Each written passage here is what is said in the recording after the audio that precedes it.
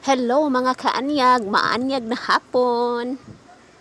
For today's video, i-flex ko lang tong bago naming nabili na electric kettle at gagamitin na rin natin, magkakape tayo ng gamit ang Great Taste Coffee 3-in-1 chocolate flavor.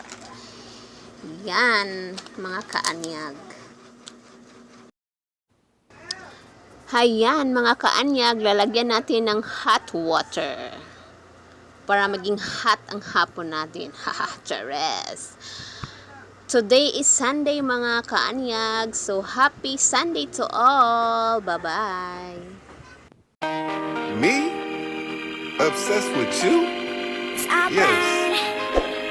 Yes, I am. 'Cause I'm all about him, and he's all about me.